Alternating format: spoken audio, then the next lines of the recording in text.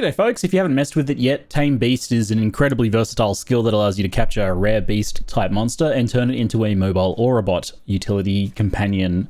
And there might even be some damage potential with certain modifiers, or so I've heard.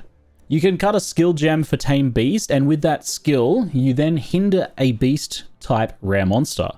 Kill them while hindered, and they'll get sucked into the gem, Pokeball style, transforming the Tame Beast gem into the companion gem of that specific monster, with its auras, abilities, and modifiers all preserved. That gem is now forever the summon companion with that specific companion, and you can't trade it, but you can resummon it and use it across all of your different characters in that league. If you want to capture a new beast to experiment with or to upgrade, then you will cut a new gem, but the good thing is, even though this is a spirit preservation skill, you only use regular gems. You can also level the Tame Beast companions up after you've captured them. You just have to get a higher level regular uncut skill gem and go to the All Gems tab to do so. To tame or capture them, just make sure you apply that hinder spell effect before they die. It has a decently long duration, but if you put it on at the start of the fight and then it drags on for a while, it might wear off and you might need to reapply it. So the new companion gem you create is a spirit reservation skill, and it's percentage based, but the amount scales depending on the beast. A smaller beastie might only be 30-something%, but something larger and tankier, like a quadrilla for example, might be 40-something%. Do note that quality reduces the reservation. So any of those annoying modifiers on monsters like temporal bubbles, hinder auras, shocked and chilled ground, and so on can all now be used against your enemies. And with the loyalty support gem, the companion even gives you 10% reduced damage taken.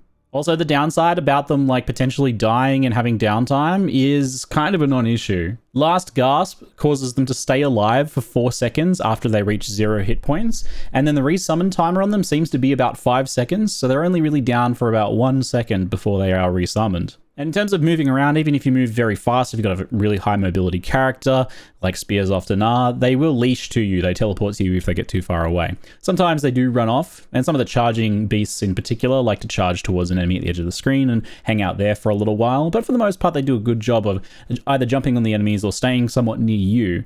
It does depend a little bit on the type of beast that you get. So the quadrillas with their leap slams, for example, are really good at getting on top of the enemies.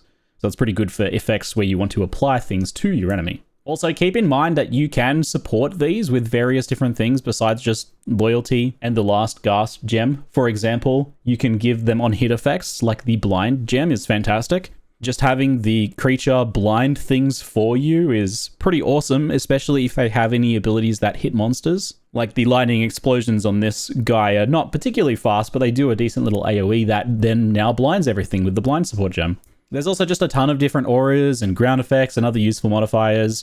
I've been using a physical damage aura that also has all damage shocks on hit, which is guaranteed shock on every hit, by the way. I didn't think it would work like that, but it does. And that's a huge damage boost for my build for the cost of a gem slot and the spirit. It's very good compared to other spirit skills that I have access to. So how do you actually get yourself a good beast and do so in a relatively timely manner? Because it could take a while to just randomly encounter something that has a good set of modifiers that you want on a beast that you maybe would be okay with. Well, in Act 3, when you get the gem, and you can do this in either normal or cruel, you can use checkpoint resets at the embattled encampments to cycle through rare beasts rapidly.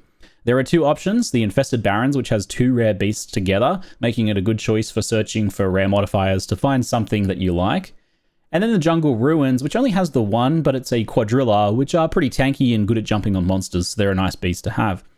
The quadrilla I got, for example, has 42% spirit cost and 2500 life, and it has those nice slam abilities, while the Dire Tusk Boar costs 39% and has much less life and less impressive abilities overall, but in the defense of the Dire Tusk Boar, it actually has a chance to maim on hit, which is pretty nice. Really though, for most people, it's not about the specific beast so much. It's the auras and the other effects that they have. So the Infested Barrens campsite is likely the better choice because it has those 2 beasts. That's half as many resets that you need to do to find something good. The way this method works is you create a new instance of a zone and search for the camp. Be sure not to kill any rare monsters nearby. Then you can reset at checkpoints from the main menu to respawn the monsters, which re-randomizes the rare beasts. Now, this is important, it only works if you don't kill them, as they won't respawn on checkpoint reset if you do. If you accidentally kill them, you need to port to town and reset the zone from the waypoint or entrance to make a fully new area and find the camp again.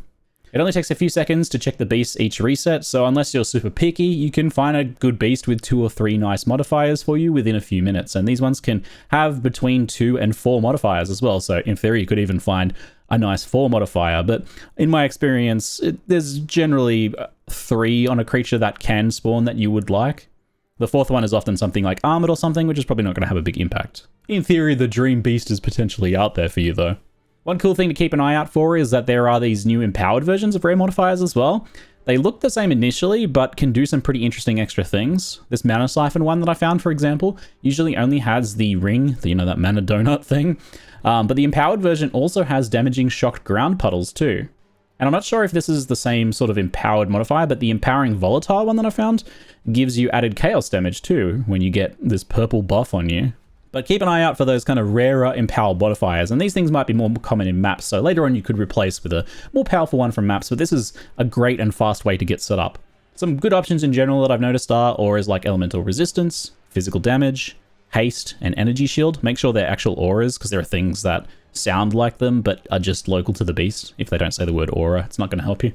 Shock, chill, bleed, ignite, poison on hit, those things are potentially quite useful. Shock and chill are just good for debuffing enemies in general on any build, if you just don't have them yourself. And the other ones can be used for builds that care about those conditions for some sort of thing, like a passive that gains a damage buffed against poison enemies or something, for example. The Hinder Aura and Temporal Bubbles are both really good slowing effects to keep an eye out for. And Chill Shock and Ignited Ground Trails and similar effects that put down some of those ground effects are really good for Wind Spear builds, for empowering. And the Shock and Chilled Ground are just great in general, right? So GGG will likely change this checkpoint resetting at some point, as they have done so with other checkpoint resets in the past. Probably just removing these guaranteed rares, I imagine, or making them not respawn on checkpoint respawn. But for now, you have a solid way to make almost any character more powerful with a Tamed Beast Companion. It's a really fun skill. There's so much potential with it, and still so many modifiers and combinations and beast types to explore. That's it for now. I'm Ziggy D, and thanks for watching.